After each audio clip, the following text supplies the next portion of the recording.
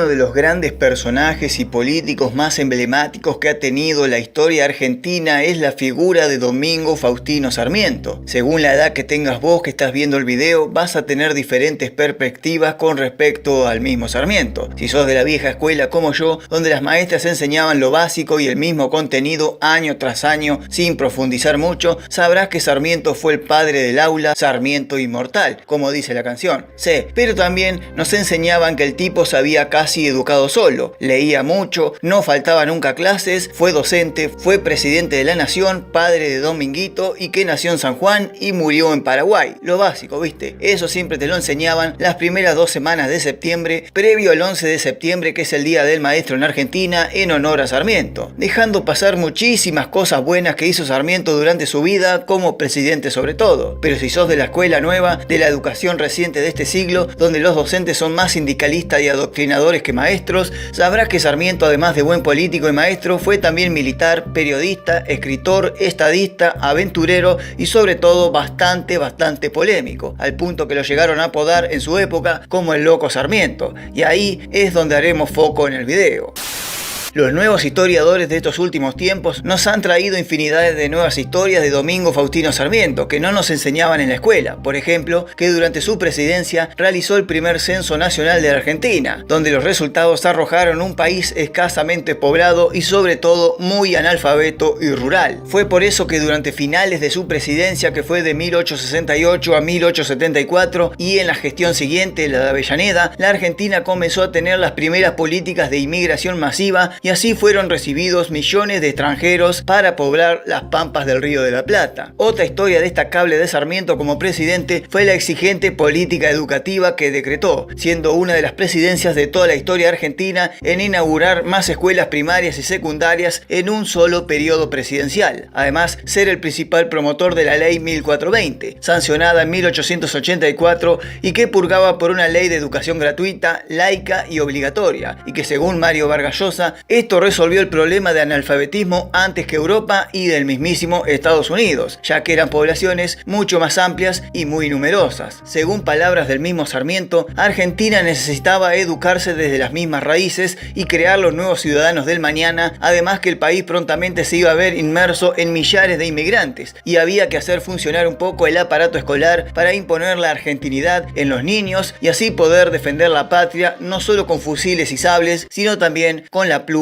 y la palabra. Pero Sarmiento era una persona pública, y como toda persona pública que está bajo la lupa del chusmerío del pueblo y las contras de cualquier opositor a sus ideas, Sarmiento también tenía sus errores, sus chanchadas personales y sus contradicciones mediáticas. A ver, nombrame un político argentino que no haya caído en la demagogia o en la contradicción de decir algo que después terminó desmintiéndolo. Bueno, lo veo difícil. Pero como dije, Sarmiento era una figura pública y bastante polémica, realizando varios discursos discriminatorios y de odio hacia el indio y al gaucho por ser salvajes. Aunque lo que no te cuentan los historiadores modernos detractores de Sarmiento es que el tipo se contradecía a sí mismo, porque a pesar de las declaraciones racistas contra el indio y el gaucho, Sarmiento les facilitaba escuelas a esos salvajes, o sea, les otorgaba la posibilidad de educarse a los mismos discriminados. El deseo real de Sarmiento era convertir a la Argentina en una Estados Unidos del Sur, salvo que había una tamaña gran dificultad, por una gran tasa de analfabetismo que hacía que todo se pusiera más difícil en un país de progreso, principalmente porque el país estaba muy atrasado con respecto a los grandes momentos del siglo XIX, como las revoluciones industriales, la misión de la escuela en la nueva sociedad o la mismísima independencia.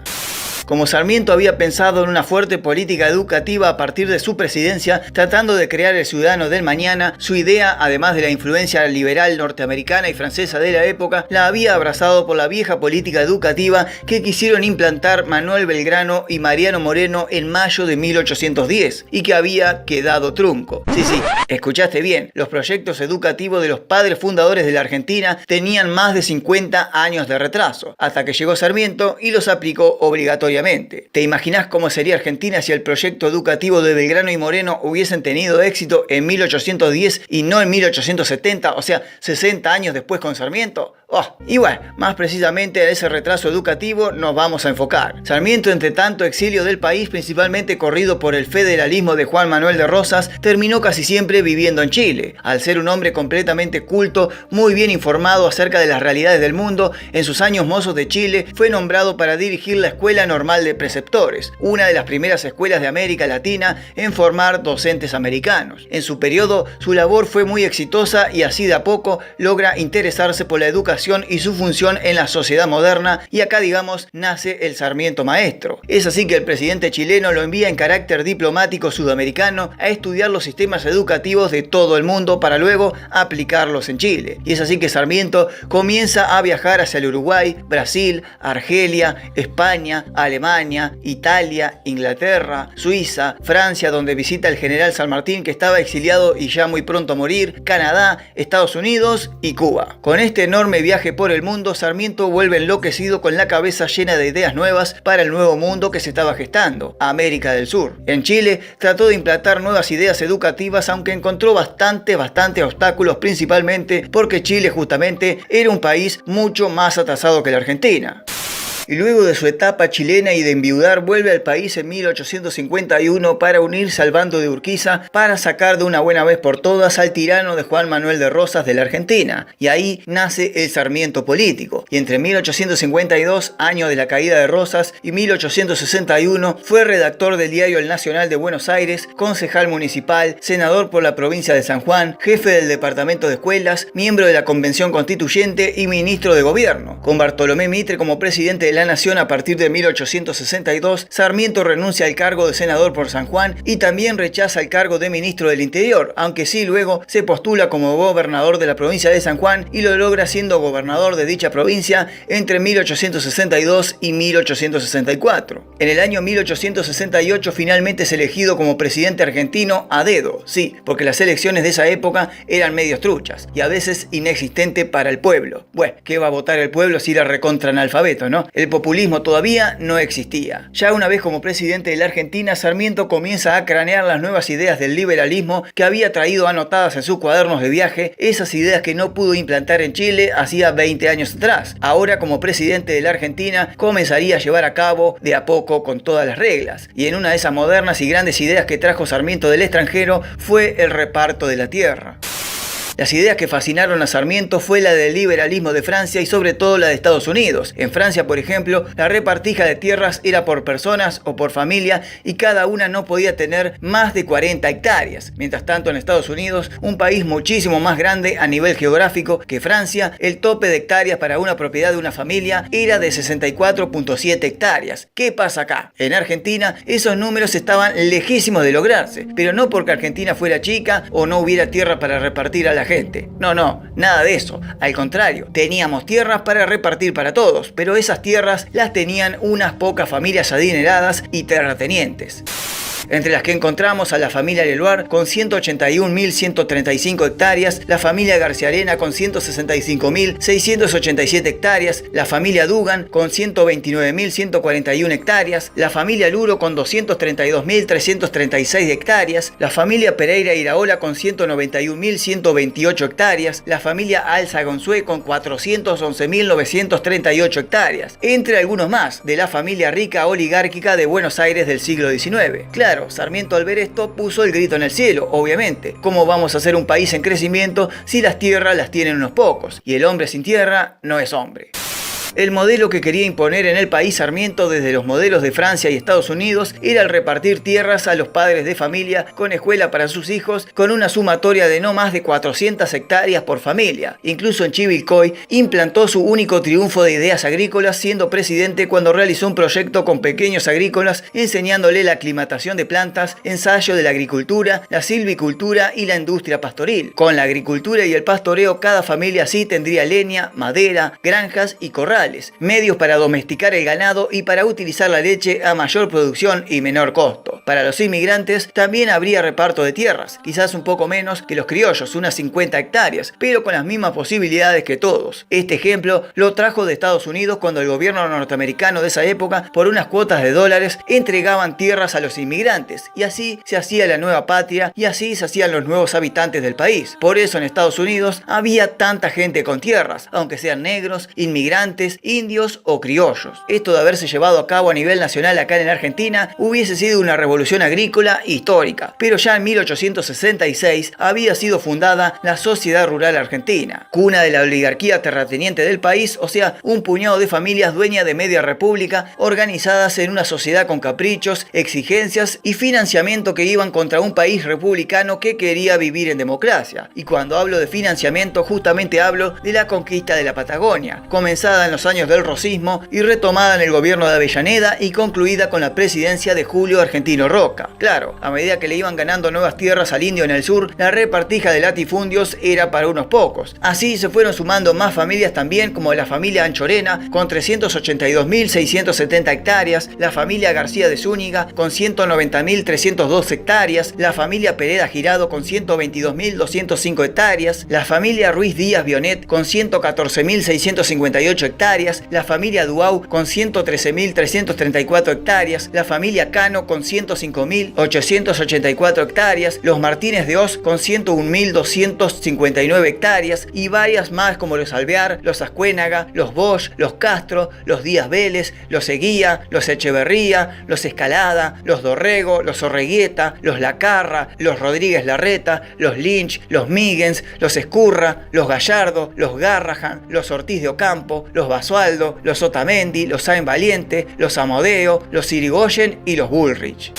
La campaña de Roca y Villegas en la Patagonia entregó casi 40 millones de hectáreas de tierras ganadas al indígena a tan solo 500 personas, o mejor dicho, 500 familias. Sí, 40 millones de hectáreas a 500 familias nada más. Los empréstitos y las hipotecas de la tierra pública llevaron al déficit anual de 1.000 millones de pesos oro. Los intereses y las ganancias del capital extranjero llegaron a superar el 50% del valor de las exportaciones. Y además, el ejército comenzó a crecer de manera desmesurada y tuvo un oficial por cada 3 soldados. Increíble. Además, esta adhesión de cuidar al oligarca terrateniente la compensaban con pequeños campos de pocas hectáreas para los oficiales del ejército, dejando al inmigrante y al criollo finalmente sin tierras. Obviamente la sociedad rural argentina estaba en contra de las ideas agrarias de Sarmiento, porque significaba quitarles tierras a ellos para dársela a gente que no sabía nada, o a gente pobre, o peor, a inmigrantes. Con el correr de los años siguientes y los nuevos gobiernos luego de Sarmiento, como el de Avellaneda y Roca, de Juárez Selman y Luis Sáenz Peña, no hicieron otra cosa más que seguir con esas políticas expansionistas de tierras para unos pocos. Y la idea de la repartija de tierras de Sarmiento quedó sin efecto, como las ideas educativas de Belgrano y Moreno en 1810.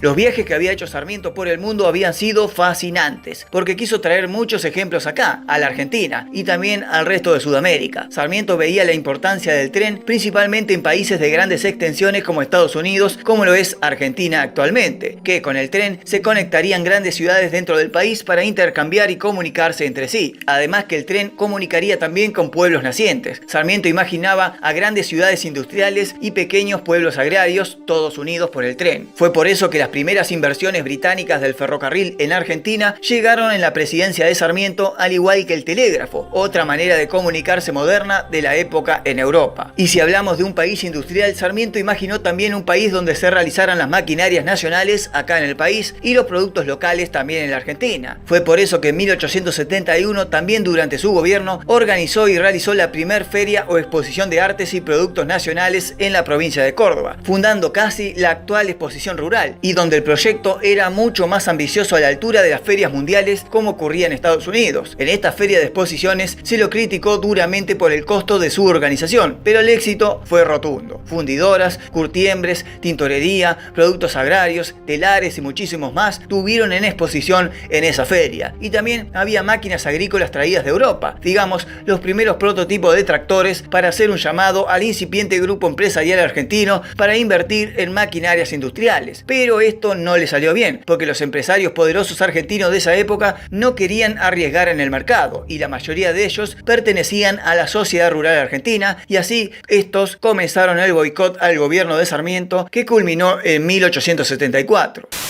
Ya durante los gobiernos de Avellaneda y Roca, Domingo Faustino Sarmiento cumplió labores de senador nuevamente por la provincia de San Juan y fue superintendente de las escuelas del país. Además, entre sus publicaciones como columnista de periódicos, le dedicó un lindo discurso a la sociedad rural argentina por su mezquina avaricia de no poner un peso a favor del Estado y de la República. Este es el texto, si querés leerlo, pone pausa y termina de leerlo.